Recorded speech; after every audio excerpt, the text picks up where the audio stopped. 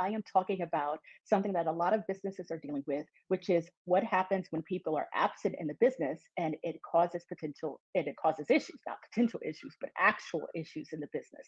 So it's peak vacation season in the United States. A lot of people are going to be doing things like this, you know, and it's also vacation season in many other countries.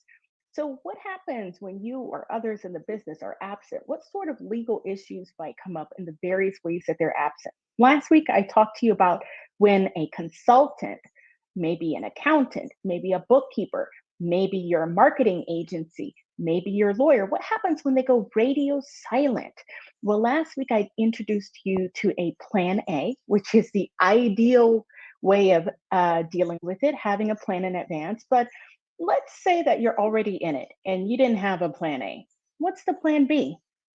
Now, I'm going to give you some tips around plan B on how to deal with this because it can be completely nerve wracking when someone goes radio silent and you're depending upon them and they're not your employee, but they're a consultant and you're feeling like perhaps you have less control. Number one, whatever you do not voice your assumptions, okay?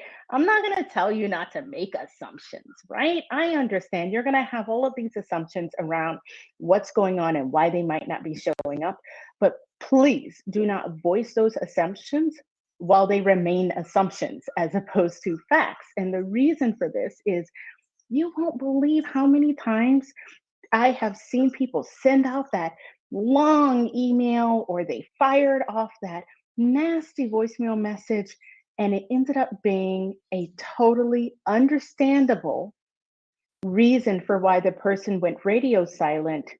And it was a totally reasonable time frame where you would have given that person grace if you knew.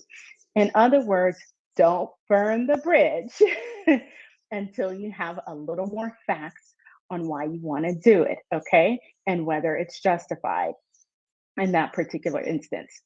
Number two, look to see what relationships you can leverage to connect to the consultant or professional. If you were introduced through someone else, go ahead, lean on that relationship. If you have contact with other people in their business or one of their employees, then go ahead and reach out to that person. Let them know that you're not hearing back. Be human, express a little concern, but also underscore the urgency as it relates to your own projects. Okay. Right now, you don't want to be in blame mode because that's not going to help you. You want to be in solution mode. You can worry about blame later on. All right. You've got to fix your current problem, which is the radio silence, not just go off and vent. All right. And number three, figure out what are the critical things that you need to happen now when it comes to their services and delivery. Okay. You can work on downloading your information, collecting what you have, pivoting to someone else. But first, you've got to isolate what are the critical needs now, what are the consequences of not getting it done. A lot of times, when people think about that, it helps them to create a little bit of breathing room so that because they can understand, well, these are the only things I have to focus on right now, or actually, none of this is critical. If this gets resolved in about 3 days or 1 week, I'm going to be fine. I'll be upset, but I'll be fine. So I'm talking in the moment, you're recognizing you've got radio silence. What do? One, don't, two do's. Don't voice your assumptions until you have actual facts.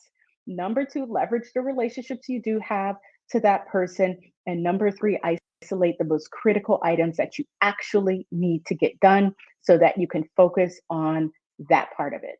Thank you. Stay tuned. We've got more insight dropping all this month around absences in the business and key legal issues that come up for that.